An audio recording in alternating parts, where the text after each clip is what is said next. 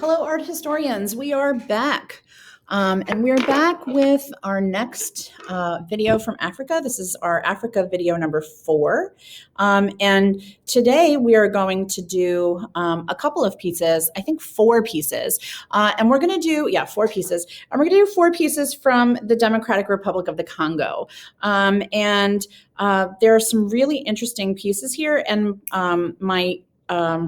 might possibly be my favorite piece of African art, tied probably with the Benin plaque.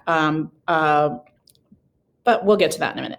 So we're going to do the Democratic Republic of the Congo, and you're going to see a couple of things. One of the things you're going to see is there's a couple of places where Congo is spelled with a K.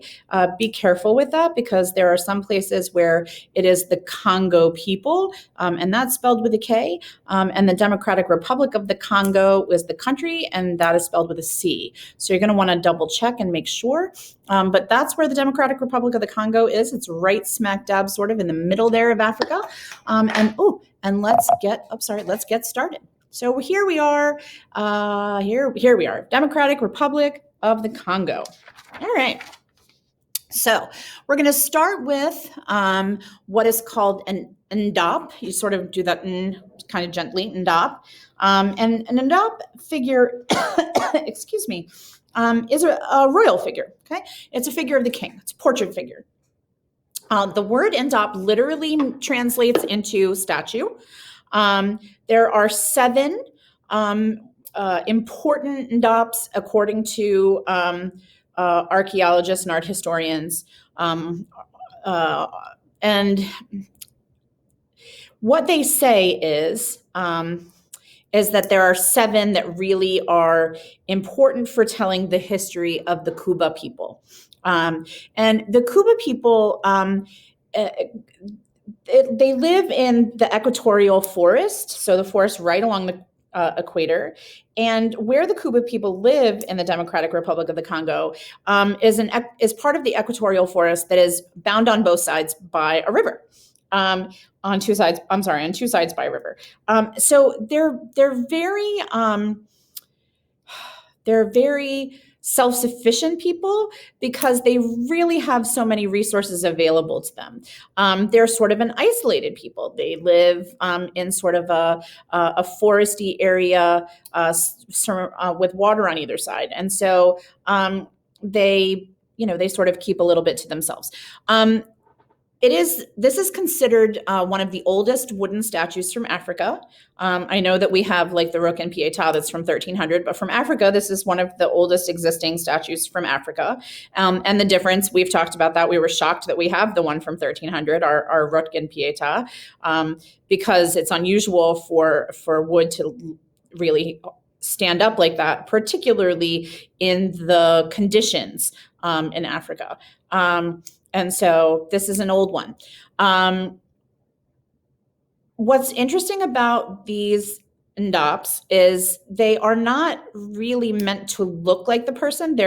They are expressive, but not meant to be exact. They are not meant to be able to identify the king by the facial features, but more by the symbols that are with them. When one of the heads of the Kuba people, one of the leaders of the Kuba people was interviewed, he was able to, it was a Hungarian archaeologist who I just don't remember his name right now, but he went in and he was able to speak to several of the elders of the Kuba people and was able to get the stories for several of the Ndops and was able to get from the oral history, he was able to transcribe a written history. And so how do we know about this? Well, that's how we know. So what you're looking at is King Mishe Mishang Mamambu. And I think I did that right. I wrote it all out phonetically before I started talking. So King Mishe was celebrated by the people, the Congo people, in his particular village, his particular society, because he was considered to be very generous and very kind, and he was considered to be a good ruler. There are songs written about King Mishe, and he commissioned this Ndop to record his reign as king for posterity, to show his accomplishments. So yes, he did record his own portrait figure, the same way that the Medicis, commissioned things for themselves, and the popes commissioned things for themselves, and things like that. So King Mishe commissioned this piece to document his reign for posterity. Its job is to,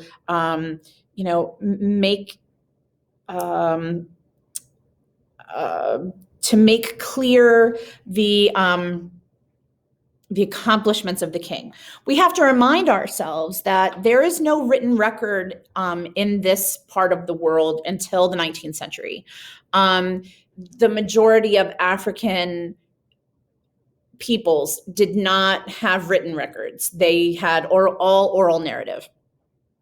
And so this would have been created, and he commissioned this. Ndops are created after the death of the king, and they are created to reflect on the life of the king. So this has been created after the death of King Mishe, and it is meant to make you feel like he is kind and approachable. Look at his little face. His little face is so just kind. His face is gentle. He looks approachable. He looks like you could walk up to him and ask him a question. Okay, but then you also see that in one of his hands, in his left hand in particular, he is holding the edge of a knife in his left hand.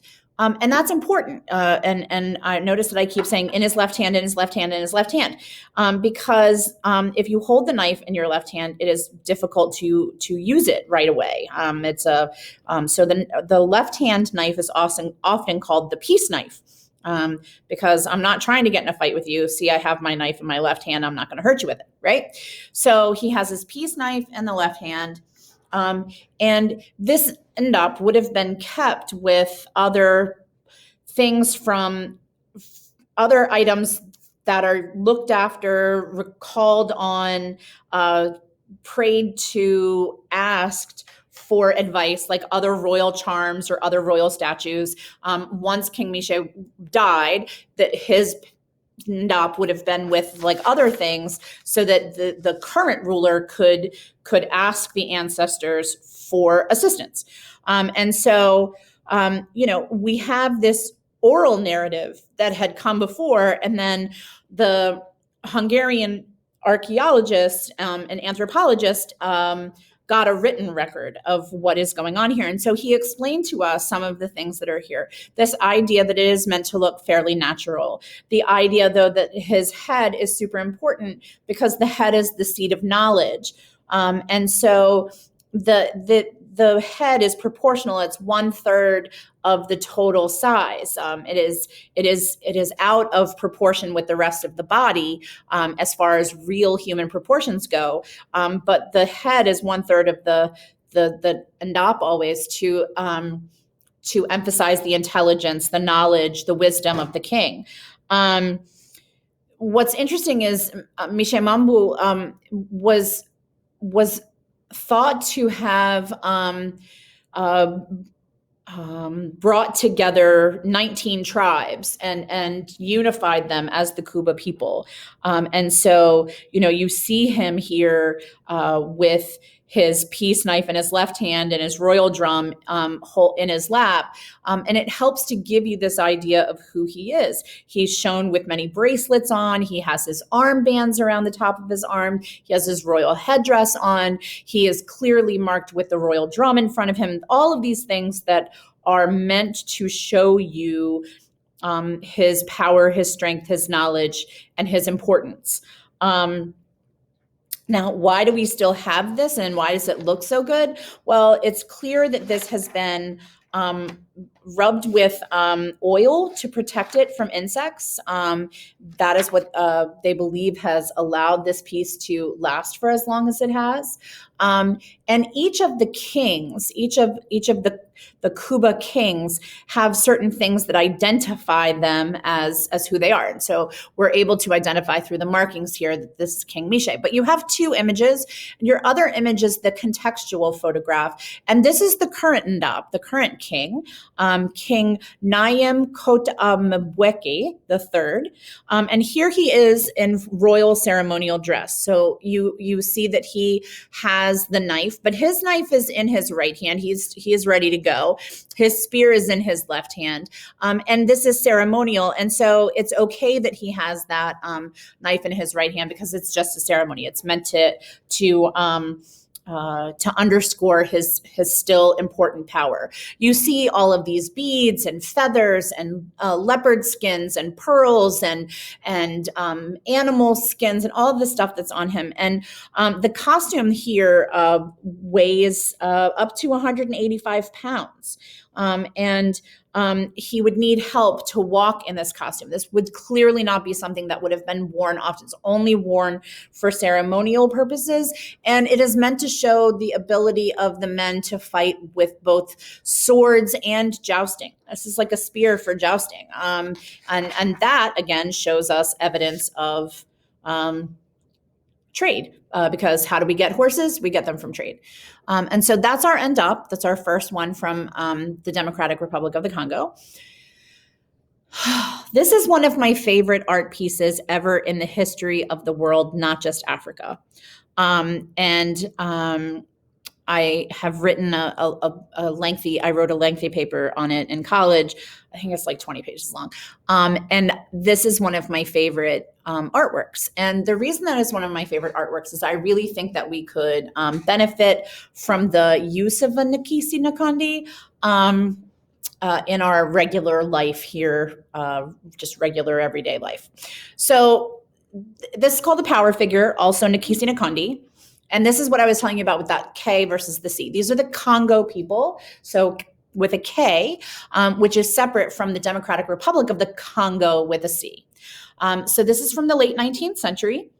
And it's wood and metal. It's 3 feet tall. It's big. He's a big guy.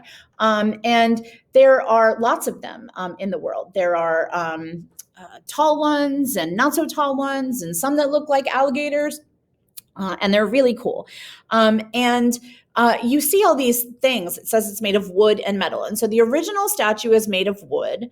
And then there's the metal of the other things. And then often they often have other things attached to them. But hopefully by the time the museum gets them, it's just metal and wood. So what am I talking about? So I'm going to tell you. These things are used to resolve disputes.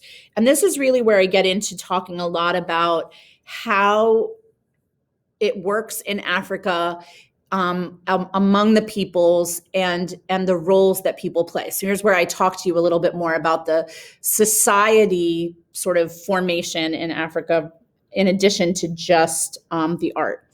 So what you're looking at is a piece of sculpture that would have been created by a wood carver. And it is of any kind of, it's not a particular person. And the wood carver would create the image and then take it to the shaman. And we've talked about what a shaman is. Shaman is the religious leader. And then the shaman takes that center section right here, which is usually covered with glass or a mirror. And into this abdominal cavity, the shaman would put things like ashes from the cremation of an important person, or ashes from like a fire from an important ceremony, herbs that are considered to have certain powers, dirt from important places, and other magical items. And then once the shaman put all of those things in this stomach area there, and then covered that with glass, it's so the spirits, once he activates it, that's the word that they often use, once he activates it, and makes it function, the spirits are inside the Nkisi no Kondi and can look out through that hole in the abdomen. So the Nkisi no Kondi is made and it's activated with all the stuff, and the shaman keeps it. And its job is to help people resolve disputes and conflicts because it contains and can release spiritual power. And let me remind you that when it is made by the maker, the craftsman, it's not spiritual. Okay? It is not until it is filled with the important things and the sacred medicine, and then the divine protection is called upon it by the shaman, that it becomes sort of something that is otherworldly. So this is when I talk to you about community. So I'm going to talk this really, really simply. It's way more complex than this, and just go with it. So if we live in a village, and we are members of the Congo people, and the Congo people could be in multiple villages, right? And we live in our particular village and are members of the Congo people. Inside our village are usually enough people to accomplish everything that we would need to accomplish in our village. We probably wouldn't need to do a lot of trade, stuff like that. We can usually be pretty self-sufficient. There's somebody that would probably be the shepherd, and they would have goats, stuff like that. There's somebody that might have the cow, if they have cows. In that particular village. There are some villages that do and some villages that don't. There are some villages that have chickens, domesticated chickens, and some villages that don't. There would be somebody who was probably the cassava farmer, and there would be somebody who, did the herbs, and there would be somebody that tanned animal skins, and there would be someone who was a hunter, and there would be a woman whose job it was to make clothes, and everybody had a job. And at the end of it all, you were a completely self-sufficient village. And each person had a job within that village. And each person's job is considered equally important. So if I am the woman who makes the animal hides from animal hides into clothes, let's say, I rely on the animal hide guy to go get the animal hides and bring them to me. But once I make the clothes, I give them to whoever needs them. It's not exactly a one-for-one trade. It's just making sure everybody has what they need so that everybody has what they need to make whatever it is that people in the village need. Now, say that I am the goat person, sheep person. Let's go with sheep just because it's an easier analogy for a lot of us to understand. So I'm the sheep person. I have the sheep. And I get in a fight with the wool lady. So I usually take my sheep and I shear them and I give her the sheep's wool, and she turns the sheep's wool into clothing. And she and I get in a fight. And I'm mad at her. So I don't want to give her the sheep's wool because she pissed me off because she did whatever it was she did. And she is mad at me and she doesn't want to talk to me to get the wool from me. This is bad, okay? Because what that means is she and I are in a fight, but because I have the sheep and she turns the wool into cloth, that means that anybody in the village that needs cloth can't get it because she's not talking to me to get the wool to turn into cloth. So the argument between the two of us is more than just an argument between two women. This is an argument between two women that becomes detrimental for the entire village. Okay. And this is why when we were talking about our statues earlier, and the women have downcast eyes and small mouths and small ears, is because things like gossip are dangerous. Gossip can be really detrimental to an entire village. Think about like your Think about Mean Girls, right? Think about that movie. If you haven't seen it, you should see it. It's wonderful. But think about how a clique of girls that decide they want to be mean to other people can sort of upend a group, right? Now imagine that happens in a small village where every single person's input matters to the whole. So in my scenario where I'm the sheep lady and she's the wool lady and we're not talking to each other, at some point, we will end up at the shaman. Whether I say we need to go to the shaman and work this out, she says we need to go to the shaman and work this out, or somebody in the village is like, I need, a piece of cloth and they need to work this out. She and I will end up in front of the shaman. And when we go in front of the shaman, often the entire tribe will be there. Because what will happen is I will tell my side of the story in front of the shaman who has the Nkisi Nkondi out, and in front of the tribe, because our argument is impacting them. I just said tribe, and that is the wrong word, and I'm so sorry. In front of the village. She will tell her side of the story in front of the village. And then the shaman will call on the ancestors and call on the magic that is inside the Nkisi Nkondi. And the decision will be made about how this is going to work. And the shaman will say, the spirits have said, whatever, we both need to get over ourselves, or the wool lady needs to do this to make me happy, or I need to do that to make her happy, depending on what caused our argument. And then once the shaman has activated the Nkisi Nkondi and activated the spirits that are in it, she and I, myself and the wool lady, will both drive metal spikes into the Nkisi Nkondi. That's a promise. That's an oath. It's a contract that she and I have made in front of the entire village, in front of the shaman, and in front of the magical spirits. And we have said, I've said my part, she said her part. We agree with the decision. We drive the metal spikes into it. And here's the important part. And it will never be spoken of again. So she can't come up in like 6 months and be like, well, remember that time? That doesn't happen. Once you drive your metal spikes into the Nkisi Nkondi, you're done. That situation is over, and we never speak of it again. Because the entire village relies on the two of us having a working relationship.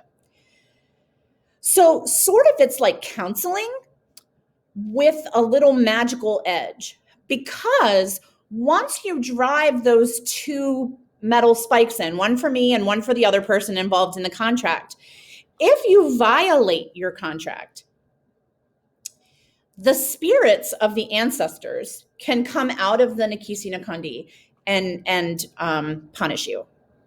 And so that is the belief of the Congo people and how this functions. And when I say I think we need something like this, maybe not the spirit coming to get you, but think about people that people in your family, maybe your parents, whatever, friends, how people will bring up old arguments.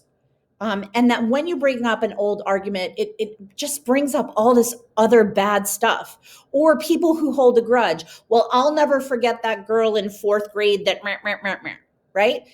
And that when you hold on to that, it festers and it gets worse and it makes you do and say terrible things.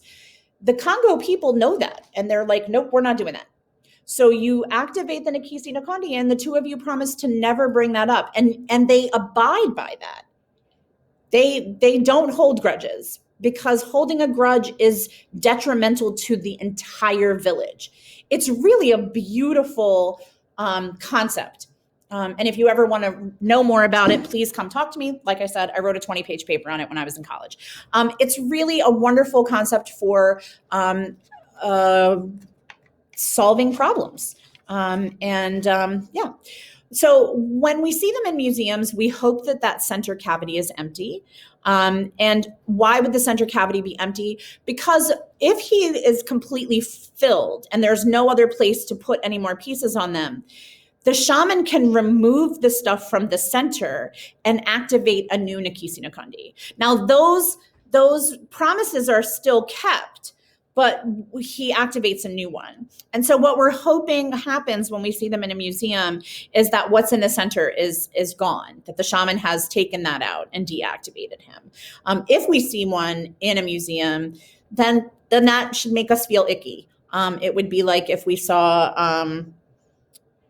I don't know, for Catholics, it would be like if you saw a piece of host bread that was consecrated for mass and was just sitting on a table. Like you'd be like, ooh, that makes me feel not so good. Like that shouldn't be there, right? So we have to be cognizant of those things when we look at them in museums. How did they get this and why do they have it?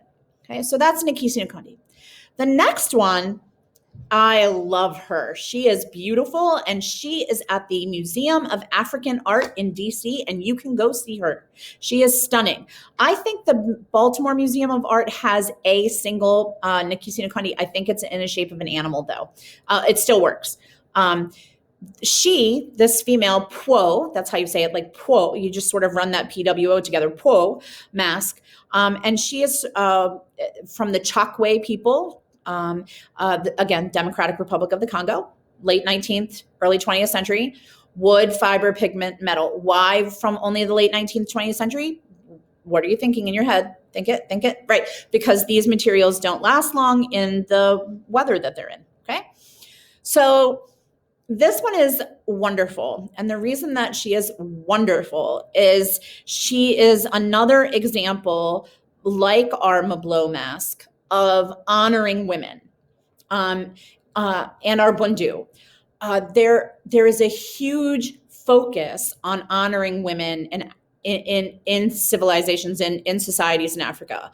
And that is because, like what we talked about when we did prehistory and we did the Venus of Willendorf, there is a huge focus on the propagation of the species, the ability to reproduce and keep your society growing, right? And so women are important and vital in that.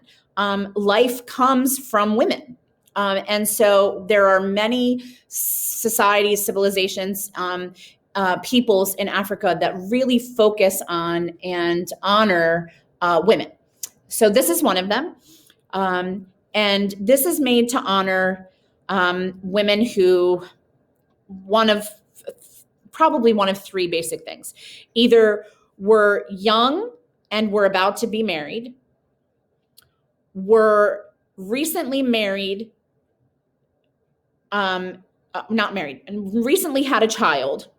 Okay, so young and about to be married, recently had given birth, or had given birth to multiple children, like was very fertile. She had 3 or 4 children, not at once, not like twins or triplets, but like had over the course of her life 3 or 4 or 5 children. Because this is an honor that this society gave to women, because this is what is called a matrilineal society. Most of Europe is a patrilineal society. Your family line runs through your father. But the Chokwe people are a matrilineal society. Like Jews, the family line runs through the mother. People that are Jewish, their Jewish faith runs, they're a matrilineal society.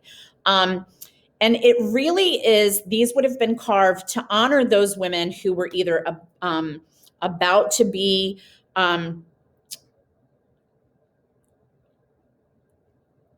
the women who were being honored and not about to be married, who had just been married and had a child, right? One, or were going to have multiple, or had multiples. You wouldn't give this to someone who hadn't had a child yet. Why? Because she hadn't proved herself. I'm sorry, I misspoke earlier.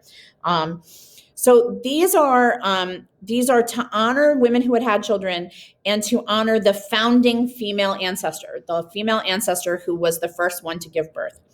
And what you see here is they're made out of a very, very hard wood. Okay. And why are they made out of a very, very hard wood? Because these are to honor women who have, and the language from translators is these are to honor women who have, quote, courageously gone through childbirth. Okay. This is to honor women who have made it through what is a painful and important and dangerous rite of passage. And so what do we see here? We see that her eyes are closed and her mouth is closed. Okay. She's not minding other people's business. She's not speaking a gossip. Okay. We see that her eyes are very big, though, and it shows us that when she is looking at things, she can see the important things. She can look at how big her eyes would be if they were open. She's minding her own business because that's what you're supposed to do. But when the eyes are open, she can see. She gets it. She understands. And it's see, that physical see, but also see like metaphorical see. Okay. It's very, very geometric. There's lots of circles and lines. You see those dots around the eyes. Those are tattoos, ritual scarification, ritual markings. You see the raffia is braided to be indicative of her hair. The mask is red. It is a reddish brown because it has been rubbed with red earth and oil to give it that reddish brown. There's white powder that has been tinted slightly yellow around those eyes to make those eyes really pop. She's got in these beautiful metal earrings. And what's interesting is, and this is what I think is the coolest thing, during the time that this woman would have been honored for her childbirth, the mask would have been worn by a male dancer. And the dance that he would have danced was very beautiful and fluid and graceful, a respectful dance showing the importance of the woman to their village. And it is really about showing the respect for the importance of women, the contributions of women, the importance of childbirth, and the beauty that women bring to a civilization. And it's really, really lovely. I have a po in my house, and it's really, I bought it from someone who it is not made for a particular woman.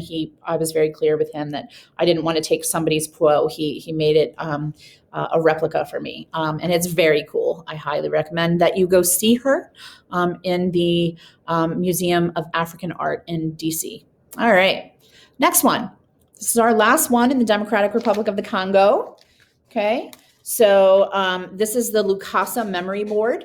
And that's how you say it. Lukasa is the name of this thing. It's also called a memory board.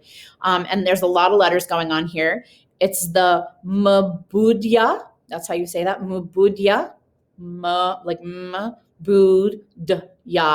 Mabudya Society of the Luba peoples. Okay. So the Luba is your society, your group, your village. Okay, your people. And within that group of people, there is a smaller society called the Mabudya Society, right? So Lukasa is a memory board. It's also can be translated as longhand or to write out. A couple of different translations. It's wood, beads, and metal. And what's interesting is its job. Look at 19th century to 20th century because things don't last forever in the woods, in Africa because of the temperature. Its job is to present a conceptual map of the important events of this group of peoples, this society. Okay, and so what you're looking at is each one of these things is indicative of an important event, of a person, of a path, of a journey. What's really cool about this is it is like an illustration of the political history, It's also like a territorial diagram. It shows you where like the main part of the Luba people are and where there are other smaller outcroppings of the Luba people. So like, what do I mean by that? So like, say that this is like, it's not exactly like this, but say that this is like Maryland, and this could be like Montgomery County, and this could be like Rockville, Bethesda, Germantown, right? So this is like a whole thing about the Luba peoples. This is sort of like the most important events of the Luba peoples, and these are smaller villages outside of the center. But it's not just about location. It shows, like I said, political, historical, like it's genealogy. And what's amazing is it's basically like a visual code. It's a code. And only certain people are able to learn the code. And those are those Mabudya Society people. The men of the Mabudya Society learn the code slowly and steadily. It's learned in stages. And you have to be trained to do it. And it basically, at important events and important ceremonies, it is brought out, and the members of the Mabudya Society use this as a way to focus their oral history, kind of like an outline, right? Like if I need to tell the history of the Luba people, I need something to help me remember the steps, and that's kind of like what this is. But it's this, the Mabudya Society is the secret society that learns how to read this air quotes history book. And its job is not only to keep the history book, but also to make sure that the leaders, the kings, the important village leaders are sustaining the political, the historical principles of the Luba people. It's kind of like checks and balances. There are like kings and people of like in like leadership roles, and then there are these guys, the Mabudya Society, who's like, wait a minute, our rules don't let you do that. Hold on a second. One time in history, another king did that, and look what happened. It's a way to help keep there from being too much power in one place. And so these Banu Balute, the men of memory, that's what they're called. The society is the Mabudya Society. And the men that learn how to read this Lukasa are called the Banu, B-A-N-U, Balute, B-A-L-U-T-E, the men of memory. And they are meant to help balance. So when you look at it, it should look sort of like a crocodile. Okay. And why does it look like a crocodile? Because a crocodile can live on land and in water. And it comes back to like our Tlatilco figure, this idea of duality, things that have two purposes. So like a crocodile can live on land and on water. And the Lukasa, the memory board, is for the king and the Mabudya. It's for the royalty and the everyday. It is to balance what he can do. And so it's a really cool concept of the balance of power and making sure that no one person has too much power. Here is an example of one of them, not ours, unfortunately, but here is one that lays out sort of what each of these things mean in a different Lukasa. And so your theme here is memory. Exotic medium, something that's weird or strange or that we haven't seen or that we don't see very often. And this is the contextual photo. So this is one of the Banu Balute, one of the men of memory, pointing to the Lukasa and explaining to the person taking the photograph what it means, what the history is that is being shown there.